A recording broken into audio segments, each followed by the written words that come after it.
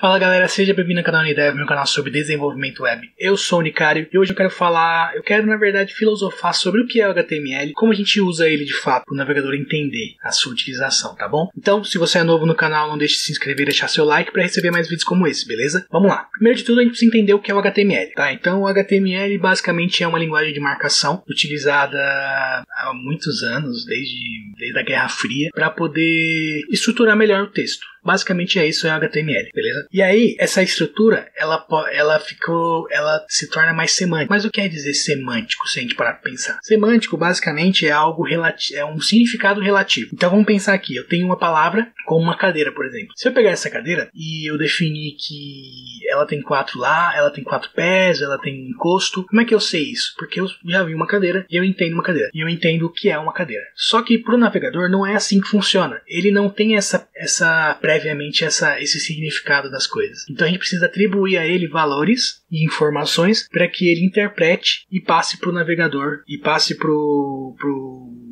interprete e traga o resultado da forma que a gente quer, entendeu? Então isso é chamado de semântico. Quanto mais semântico for, melhor o significado, melhor o navegador interpreta, melhor ele traz e coloca na tela. Isso aí ele tem um resultado melhor, beleza? Então, mas como eu utilizaria isso na prática? Na prática a gente utiliza tags. A tag é uma palavra que já é definida pelo navegador, pelo HTML, e que o robozinho do navegador ele entende o que é, mas sozinho não tem significado, ele tem sozinho em algum contexto. Então, por exemplo, eu tenho uma frase. Se eu pegar essa frase e colocar ela entre tags, ela automaticamente vira um parágrafo. Se eu usar no caso do P, ela recebe duas tags, né? No caso, uma tag de abertura, que é a tag menor P, maior P, e a tag de fechamento, que é a tag /P, ok? Então assim a gente consegue estar definindo para ela que ela é um parágrafo. E é assim que a gente faz. Tá, se a gente pensar nisso, será que a gente consegue dar significado a uma frase que já tem um significado por uma tag? Sim, isso é possível. De duas formas a gente pode fazer isso. A gente pode estar pegando uma palavra específica dentro dessa frase, ou a gente pode estar pegando a frase inteira e literalmente dando um novo significado para ela. O nome disso é alinhamento de elementos. Então a gente alinha os elementos colocando um dentro do outro. Eu vou dar um exemplo. Se a gente pegar a mesma frase que a gente utilizou agora há pouco para transformar em parágrafo, tá bom? E eu decidi que eu quero transformar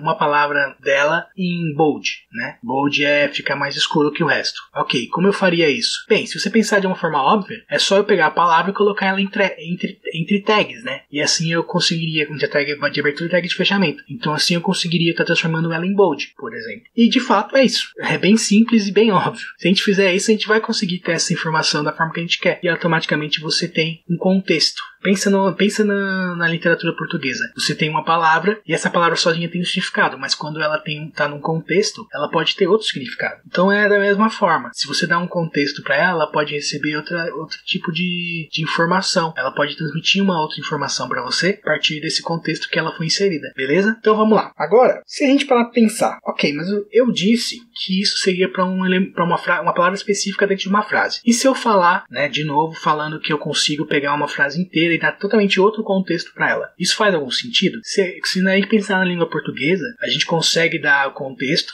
ok, mas uma frase ter um outro contexto, sendo que a frase em si já tem seu contexto, isso é possível só dentro de um outro contexto, não é? Se a gente parar pra pensar, é assim que funciona. E aqui seria a mesma coisa. Então vamos pegar um exemplo. Eu vou pegar aqui a tag div. A tag div é uma tag que não é muito semântica, ela é utilizada mais para estilos, mais para dar cor, para dar borda, enfim, várias informações. E eu vou colocar uma frase dentro dela, um parágrafo. Vamos usar o parágrafo que a gente já tinha. O que eu fiz aqui? Eu coloquei uma tag dentro de outra tag. Tá, mas e aí? Como ela vai aparecer? Como ela vai sair? Bem, para a gente entender isso, a gente precisa entender dois princípios, que é o princípio de block inline. O que quer dizer isso? Basicamente, se a gente parar para pensar que um elemento entre tags, ele é um bloco, a gente pode pensar que ele recebe um conteúdo interno, e esse conteúdo interno pode ser exatamente do tamanho desse bloco, ou ele pode ser menor do que o tamanho que o bloco aparece, ok? Guarda essa informação. Tá, então como isso funcionaria? Bem, se a gente pegar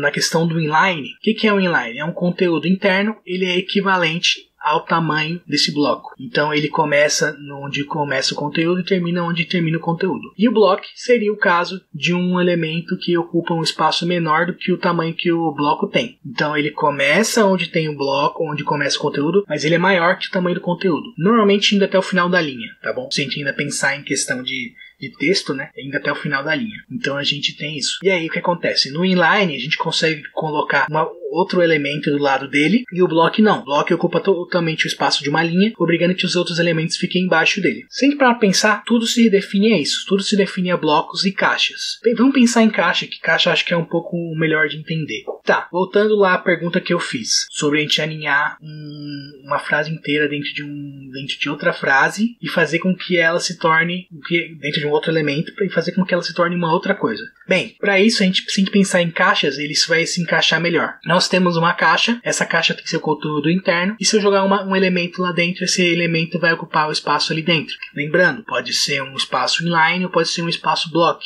como a gente já acabou de explicar, ou ocupando o espaço inteiro do conteúdo, ou ocupando só um espaço de uma parte desse conteúdo. Então eu vou dar um exemplo. Eu tenho uma tag div, e dentro dessa tag div eu coloquei parágrafo, como eu tinha feito antes. Esse parágrafo ele pode ser block ou inline, e aí se eu quiser eu posso colocar outros elementos dentro dessa div, também sendo block ou inline, e eles também vão ocupar esse mesmo espaço, fazendo com que essa caixa ela fique preenchida com algo específico, beleza? Mas aí a gente tem tags que não necessariamente tem um conteúdo interno, que eu chamo de caixa sem fundo. O que seria uma caixa sem fundo? Vou te dar um exemplo. Digamos que a gente tem uma tag img. Essa tag img ela não tem conteúdo, ela só tem uma tag, que é a tag de abertura, não tem a tag de fechamento, que é a barra img, tá? Só tem o img. Mas dentro dela a gente tem os atributos. Os atributos é o que dão atributos a um elemento. Então ele define esse elemento dando características a ele. Então uma dessas características é o href. O href é onde a gente coloca o caminho de uma imagem, sendo local ou online, e ela vai aparecer dentro da tela. Mas onde exatamente ela aparece? Se a gente parar pra pensar, não existe uma caixa, não existe um conteúdo, porque a caixa, para ser caixa, ela tem que ter uma tag de abertura e uma tag de fechamento. Então como? Bem, a partir do atributo, a gente coloca um conteúdo interno nesse elemento. Por isso que é como se fosse uma caixa sem fundo. Na verdade é como se fosse uma tampa de uma caixa. Por quê? Porque a gente consegue colocar alguma coisa sobre essa tampa, mas a gente não consegue guardar ela e envolver ela totalmente. A gente envolve só a parte da base dela. E ela se sobressai ocupando todo o espaço. Beleza? Então esse é o princípio de elemento de caixa sem fundo. Olha, eu poderia ficar aqui horas falando sobre isso, tem muitas informações e muito que a gente pode filosofar sobre HTML, mas por hoje eu acho que tá bom, eu acho que é isso. Então me deixa saber aqui nos comentários se vocês querem que eu traga mais sobre HTML, sobre a CSS ou outras informações. Vamos discutir mais sobre isso e sobre como as coisas se aplicam e como elas se englobam, tá bom? Como elas linkam, beleza? Então é isso, obrigado por assistir. Se você é novo no canal, não deixe de se inscrever e deixar seu like para receber mais vídeos como esse. Se você já conhece o canal, deixa o like e compartilha para fortalecer a gente. E a gente se vê numa próxima. Valeu, falou!